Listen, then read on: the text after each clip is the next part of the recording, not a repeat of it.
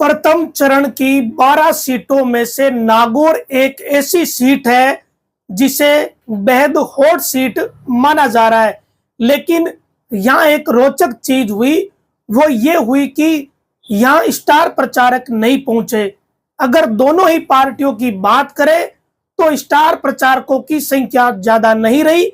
एक तरफ इंडिया गठबंधन के लिए केवल पूर्व मुख्यमंत्री अशोक गहलोत आए, तो दूसरी तरफ बीजेपी की प्रत्याशी ज्योति मिर्धा के लिए सीएम भजनलाल यहाँ आए। वहीं पुष्कर में एक सभा पीएम मोदी ने की।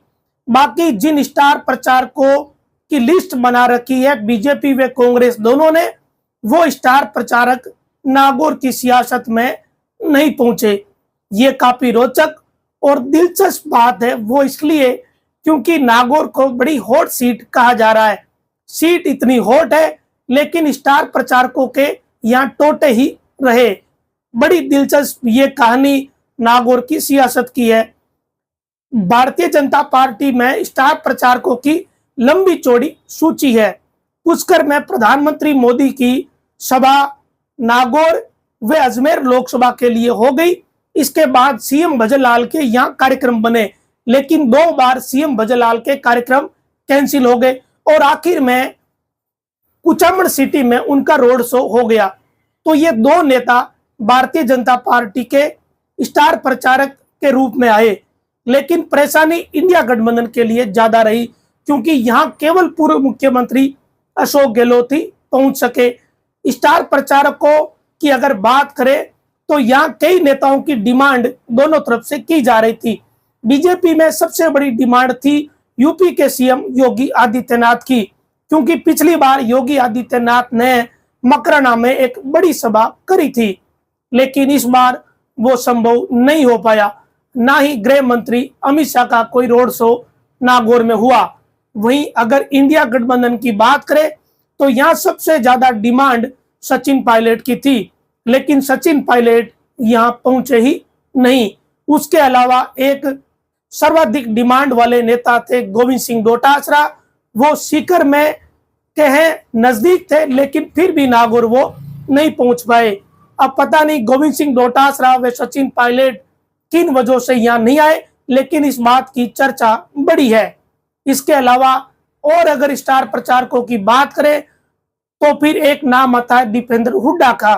इस तरह की खबरें चली कि दीपेंद्र हुड्डा आएंगे, लेकिन समझदार लोगों को पहले से पता था कि दीपेंद्र हुड्डा इस सीट पर नहीं आने वाले हैं।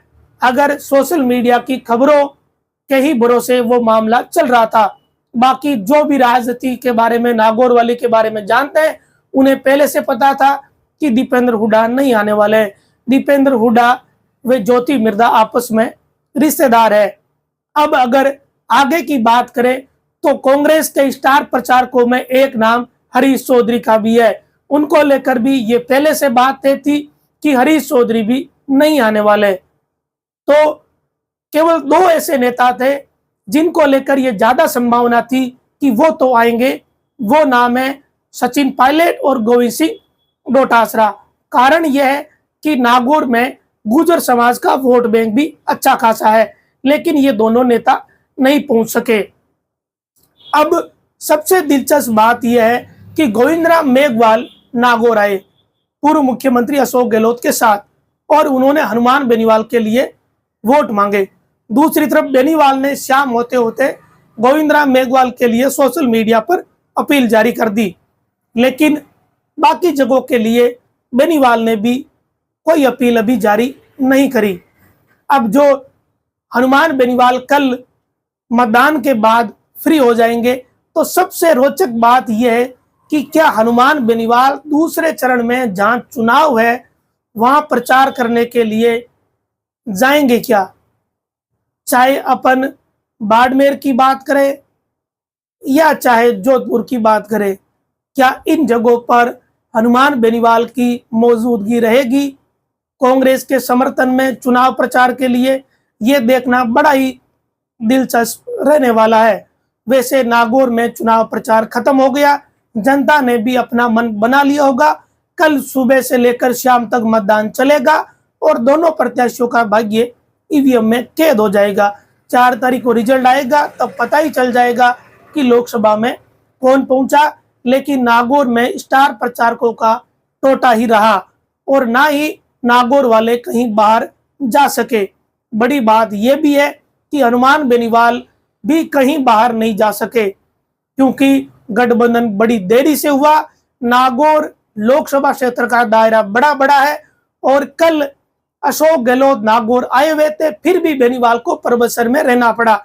इससे अंदाजा लगा लीजिए कि गठबंधन कितनी देरी से हुआ और हर ग्राम पंचायत में जाना नेताओं के लिए एक मजबूरी है। कारण यह है कि जिन ग्राम पंचायतों में नेता नहीं पहुंचते वहां की जनता सीधा सीधा एतराज कर लेती है और यह स्थिति कल सबने देखी है। तो यह तमाम प्रकार की सियासत है। जनता कल वोट दे देगी और फिर यह देखना भी दिलचस्प रहेगा कि 19 तारीख को हनुमान बेनीवाल फ्री हो जाएंगे अपने चुनाव प्रचार से तो क्या दूसरी जगह इंडिया गठबंधन के लिए प्रचार करने जाएंगे क्या। अब ये सारी बातें 19 तारीख के बाद ही पता चलेगी।